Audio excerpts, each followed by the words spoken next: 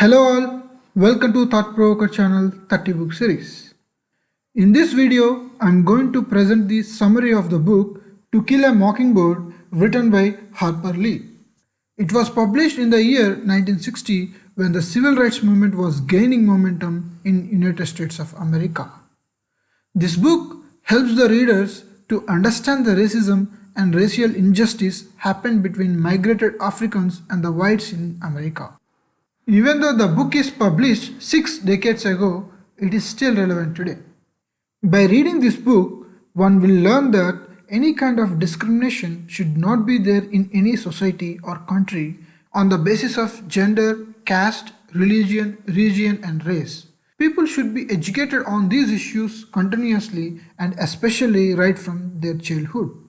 This book takes the readers to the roots of human behavior like innocence and experience, kindness and cruelty, love and hatredness, humor and pathos. The characterization and the storyline are influenced by the author's childhood observations and memories of her neighborhood. She related the plot in the book with the events that took place in her hometown at the age of 10 in the year 1936. Author described her real-life events as a story happening in a fictional town in the Alabama state from the point of view of a young girl who is living in the town. The main characters in this book are a young girl, Jean Louise Finch, nicknamed as Scott Finch in the book, who is the protagonist and narrator of the novel. She lives with her older brother Jem and her father Atticus Finch in the town Macomb. Another important character is Tom Robinson, a black man often referred as nigger in the book. The story is narrated by the young girl. Scott Finch has a flashback describing the incidents and events that led to the broken arm of his brother Jem. Scott's father Atticus, by profession a lawyer, gets a case to defend Tom Robinson, a black man who has been accused of raping a young white woman in the town Macomb. Macomb citizens, especially whites, disapproved the acceptance of Atticus to take up this case because the case is about defending a nigger. Even though many of the citizens not in favor of this, Atticus agrees to defend the nigger Tom Robinson without a racial discrimination. This move made the whites in the society to isolate the Atticus family, and many of the whites started calling him as nigger lover. By seeing this, the young girl Scott Finch stands up for her father's honor to fight against this discrimination. One day, Atticus tried to stop a group of men who had intended to kill a nigger, Tom Robinson. At the same time, young girl Scott and her brother Jem and her friend Dill happens to reach the place to back up her father. The young girl Scott, accidentally out of emotion, questions and breaks the discrimination attitude of the mob towards the blacks by talking to one of the whites in the group. This situation in the book describes the prejudice of the mob and mob mentality.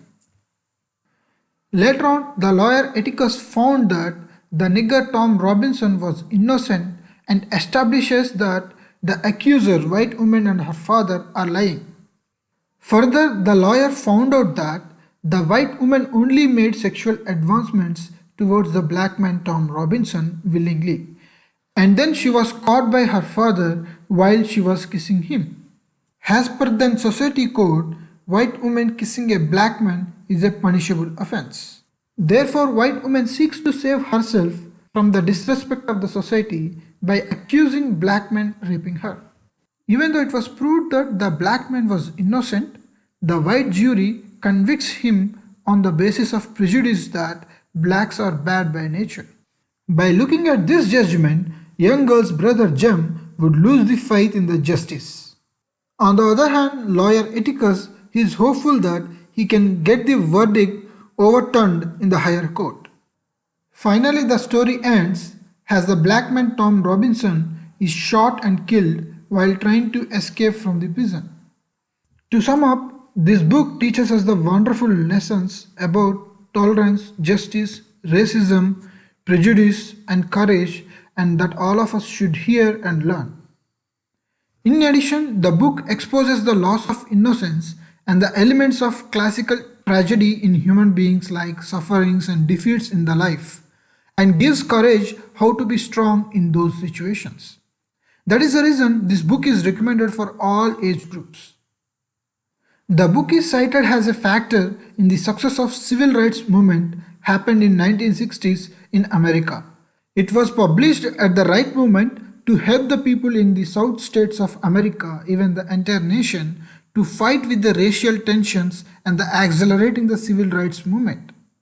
One of the civil rights leader, Andrew Young, commented about the book that it inspires hope among the people when chaos and confusion prevails. He further added that younger generation at that time viewed this novel as an act of humanity in showing the possibility of people rising above their prejudice.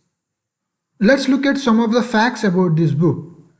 Some school boards in United States of America and Canada added this book in their curriculum to teach the students about racialism and injustice. It has won the 1961 Pulitzer Prize and has become a classic of modern American literature. The book is sold more than 40 million copies and translated into 40 languages. And a movie was also made based on this novel in 1962. Thanks for watching this video. Don't forget to post your views in the comment section.